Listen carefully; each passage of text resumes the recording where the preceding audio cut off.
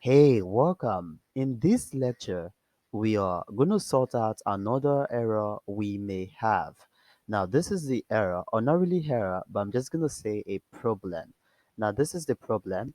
Currently, we have 50 of this product for sale, right? But currently, the user is able to add more than 50 of this item to their cart. And this is going to be a very bad design because the customer is requesting for more than the item the vendor has, right? You can see over here we have 50 of this test product, and now the customer is asking for up to 11 extra or 12 extra products, and the vendor does not have that amount, right? So what we can do is we can also do have a check to make sure what the customer is asking for does not exceed what the vendor is willing to sell. Okay, to do this, we would need access to this quantity within the cart. And remember, the quantity we are referring to is referring to how many items the vendor is willing to sell. And this quantity is referring to how many items the customer is willing to buy. So probably you can just rename this to be something maybe in stock. Instead of having it called quantity, you can just rename this to be in stock. And definitely you just have to do that for everything, and as well you have to create that also within the uploading product. Okay, but before then we can just go with this, but hopefully you understand this, you know, the differences between this quantity we have over here and the cart quantity.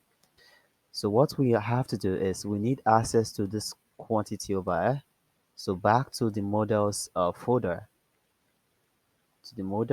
folder, then cart attributes. And after this, we can have another int. We can just call this product quantity. Okay, so it's not going to confuse, or vendor quantity, or whatever you want. Quantity. I'm not really good in spelling. If I don't spell it well, please do correct yours. Okay. And over here, we have to pass it on to the cart attribute. That is the constructor required.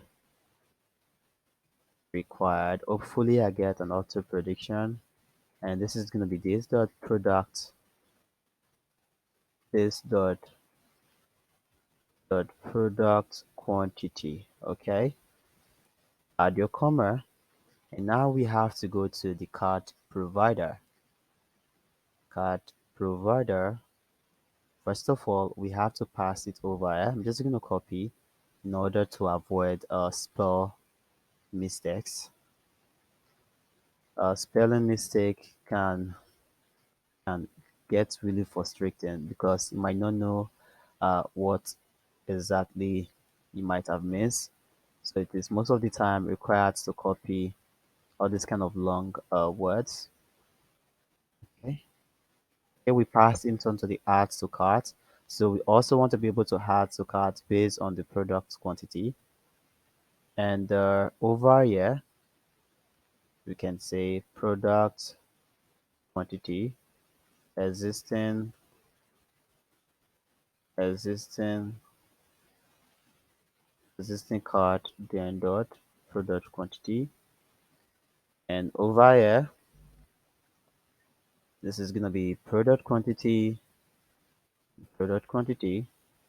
add your comma, and great, use Ctrl and S to save. And now we have to go to where we are finally assigning all those value, product detail, and this, and and right after the quantity, we can then say widget and dot product data, and the value is going to be the quantity we have in our database. Okay, so in order to avoid spell mistake, I'm a very horrible speller, but hopefully in the future I learn how to spell. Okay, paste this over here and this over here. Seems good, right? Okay.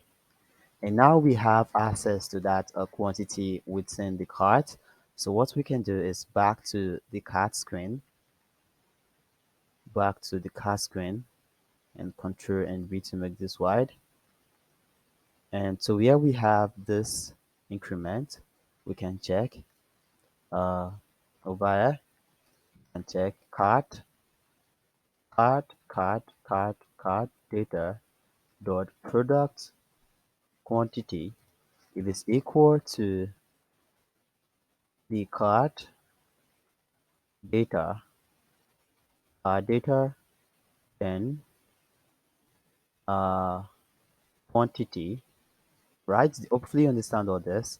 Then we want to be able to disable, right?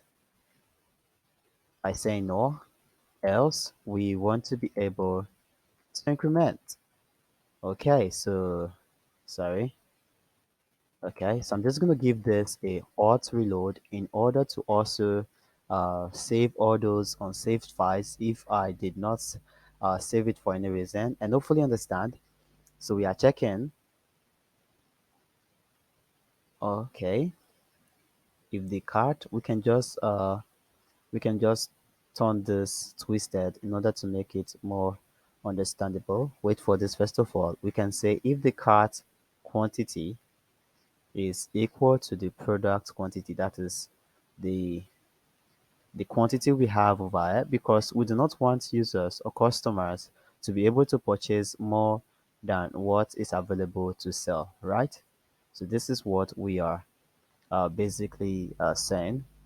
Well, we can also get this twisted in order to make it more understandable, or hopefully understand it this way, and hopefully other users or other programmers should be able to understand as well. I think it's a bit cleaner, hopefully. So we are saying if the cart, if the quantity, that is if if 50 over here, 50, if 50 is equal to 50, then we want to be able to stop. Okay, wait for this to finish. I think it's taking longer than expected, but hopefully it's gonna work without any errors for sure. And probably we're just gonna continue in the next lecture because I'm sure it's gonna work as we expect. Okay, see you in the next lecture.